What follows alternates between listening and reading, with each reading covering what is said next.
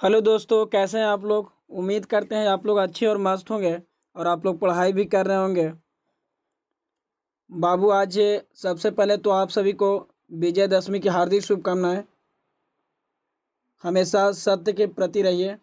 और आज महात्मा गांधी का जन्मदिन भी है और लाल बहादुर शास्त्री का भी जन्मदिन है। तो आप लोग महात्मा गांधी के रास्ते पे चलिए। आज क्लास 12th का प्रीपोजिशन का क्वेश्चन है। इस सेशन में 20 क्वेश्चन है और जो 20 क्वेश्चन है जो आपका एग्जाम में पूछा गया है, 2020 में पूछा गया, 21 में पूछा गया, 22 में, 23 में, 24 में, 25 में, मैंने 3-4 साल में जो भी पूछा गया क्वेश्चन है, तो 20 क्वेश्चन है। इसको हम करवाते हैं और इसको बार बार आप देखिएगा। एग्जाम में क्वेश्चन यहाँ से ही आएगा। ये 20 इंपॉर्टेंट क्वेश्चन है। चलिए पहला क्वेश्चन लेते हैं बाबू। हम पहला क्वेश्चन लेते हैं। कह रहा है कि ही इज सीनियर। सीनियर पहला क्वेश्चन है, देखिएगा ध्यान से। पहला क्वेश्चन में क्या कह रहा है कि he is senior. He is senior to me. He is senior to me. तो बाबू याद रखिएगा एक चीज़, यहाँ देखिए, यहाँ पर हम लिख रहे हैं सीनियर के साथ सीनियर रहे, सुपीरियर रहे, तो इसके साथ हमेशा टू का प्रयोग होता है। किसका प्रयोग होता है? टू का। तो आज के बाद याद रखिएगा कि he is senior to me. कोई दिक्कत यहाँ तक क्लियर है आप लोग? चलिए अगला क्वेश्चन आते हैं। दूसरा क्वेश्चन, दूसरा में कह रहा है कि the patient died dot cancer. तो हम बताए थे कि अगर कोई कारणवश या बीमारी से आपका डेथ होता है तो उसके बाद जो प्रीपोजिशन का प्रयोग किया जाता है, ऑफ का प्रयोग किया जाता है। किसका प्रयोग किया जाता है? ऑफ का प्रयोग किया जाता है। कोई दिक्कत नहीं ना? मान लीजिए कि the patient died of malaria लिख सकते हैं। चाहे कोई भी यहाँ पर रोग रहेगा ना, तो रोग से अगर कोई इंसान मरता है तो उसके पहले ऑफ का प्रयोग होता है। तो ऑफ कौन सा ऑप्शन में दिया गया है? बी में दिया गया है। तो ऑप्शन कौन होगा? बी होगा। कोई दिक्कत? कह रहा है कि ही वॉज बॉर्न। तो बॉर्न, जैसे कि बॉर्न के साथ किसका प्रीपोजिशन का? बॉर्न के साथ ऑन का प्रयोग होता है। जैसे में नहीं बोलते हैं कि ही वॉज बॉर्न ऑन, कहीं ना जन्म लिया, तो ही वार बॉर्न ऑन 2 अक्टूबर 1869। जैसे कि Mahatma Gandhi was born on 2 अक्टूबर 1869। तो उसी तरीका बॉर्न के साथ हमेशा ऑन का प्रयोग करते हैं। तो कोई दिक्कत यहाँ तक नहीं हुआ बाबू। अब आगे बढ़िए। कह रहा है कि ही वाज फाउंड। हम पढ़ाए थे कि कोई भी अगर चीज में इंटरेस्ट आपके अंदर आ रहा है तो उसके साथ जो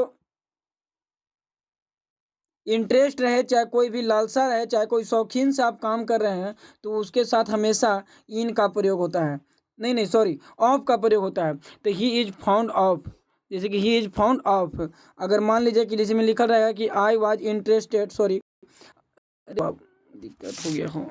जैसे कि मान लीजिए देखिएगा, जैसे कि में लिखा रहेगा कि he is found found of music. वह म्यूजिक।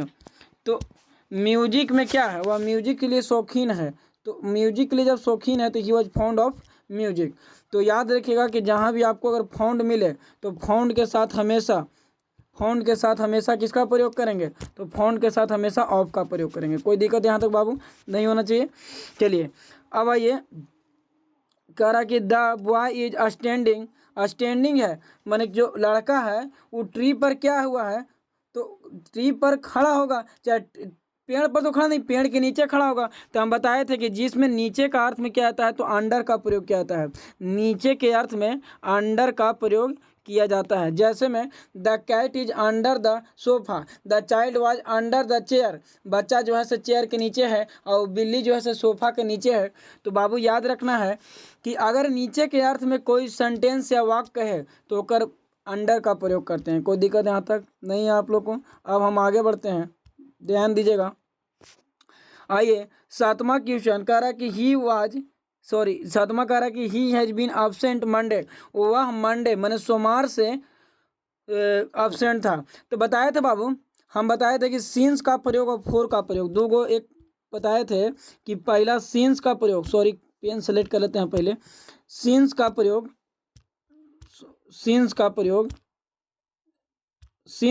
देखिएगा।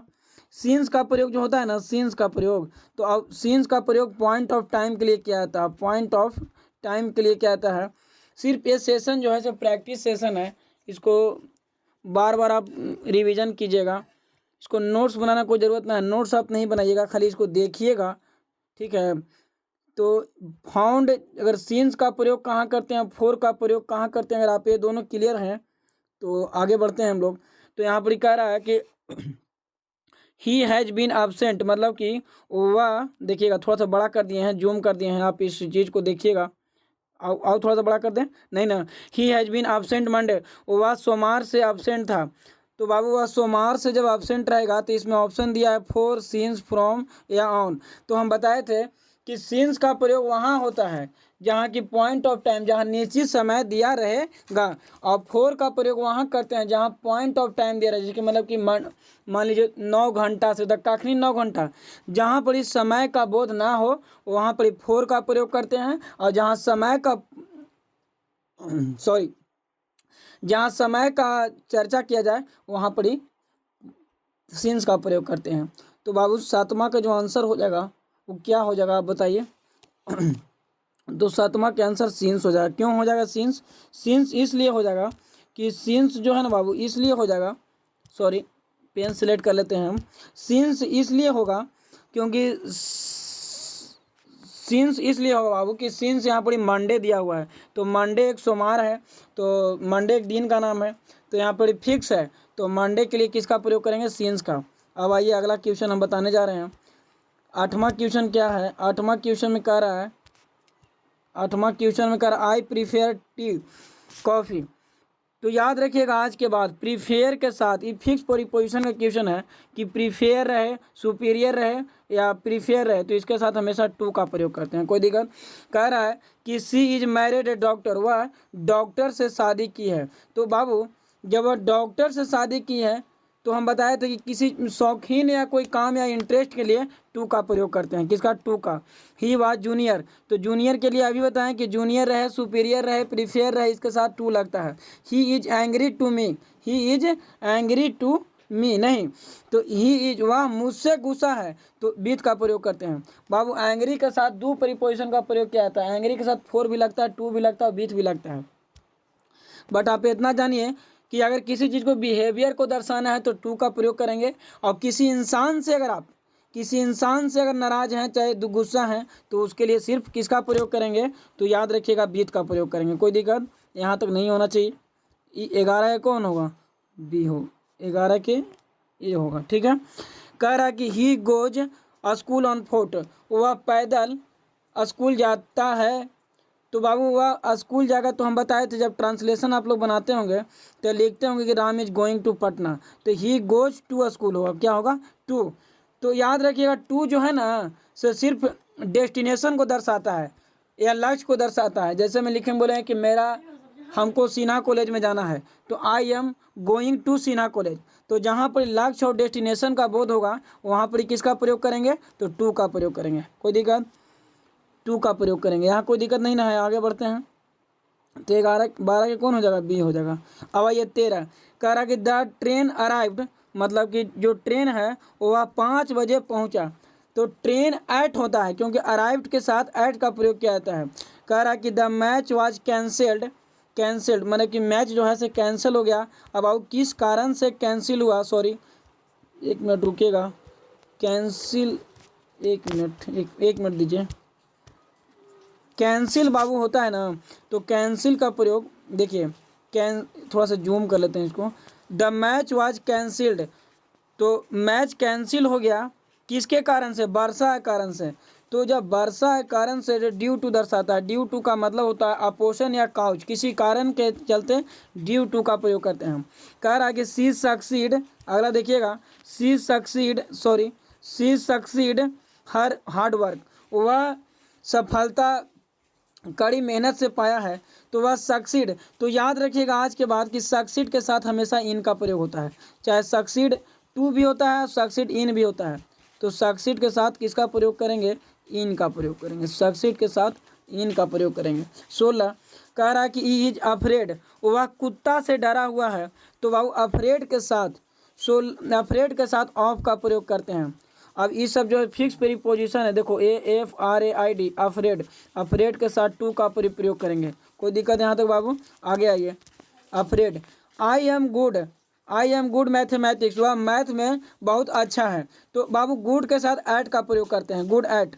तो गुड के साथ क्या होगा, एट। मान लीजिए कि लिखेंगे कि I am good at English, मैं अंग्रेजी में बहुत अच्छा हूँ। चाहे I am good at Sanskrit, मैं संस्कृत में बहुत अच्छा हूँ।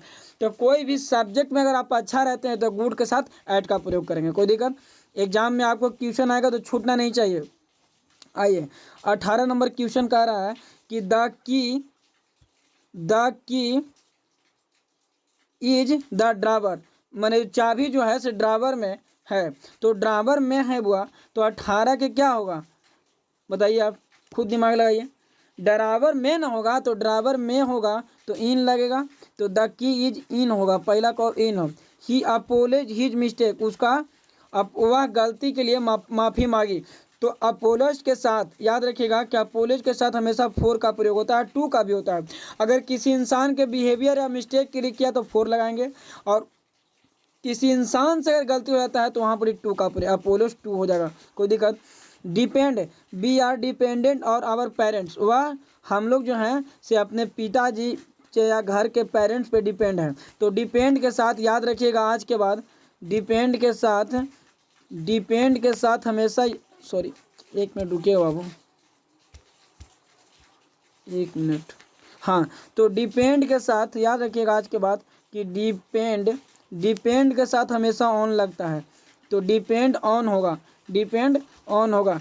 ये बाबू 20 क्वेश्चन है, ये 20 क्वेश्चन को आप क्या कीजिएगा कि बार बार इसको देखिएगा इस वीडियो को, और ना हो सके तो इसको PDF आप मेरा व्हाट्सएप पे हम शेयर कर देंगे, जो व्हाट्सएप ग्रुप में जुड़े हुए हैं, और यह PDF को आप निकलवा लीजिएगा, और PDF निकला के इसको अपने से सोल्व कीजिएगा, और ना हो सके तो इसको याद भी कर लीजिएगा किसके साथ क्या लगता है। एग्ज़ाम में आपका आया हुआ क्वेश्चन है, हम 20 क्वेश्चन करवा दिए हैं, और आप इसको बार बार देखिएगा। तो तब तक के लिए वीडियो अच्छा लगा तो लाइक शेयर कमेंट भी कीजिएगा, और जो पढ़ने वाले स्टूडेंट हैं बाबू उनके पास शेयर कर दीजिएगा। और फिर लास्ट में जाते जाते एक साथ बोलेंगे, आप सभी को दुर्गा पूजा की ढेर सारी शुभकामनाएं, और अपने माता पिता को भी सेवा कीजिए। माता पिता हैं तो सबसे बड़ी संपत्ति वही है, माँ हैं तो सबसे बड़ी संपत्ति वही है। तो बाबू लास्ट में फिर से बोलेंगे, आप हंसते और मुस्कुराते रहिए, और मेरे तरफ से आपके पूरे परिवार को विजयदशमी की हार्दिक शुभकामनाएं, और आपके माता पिता को मेरे तरफ से प्रणाम। Thank you.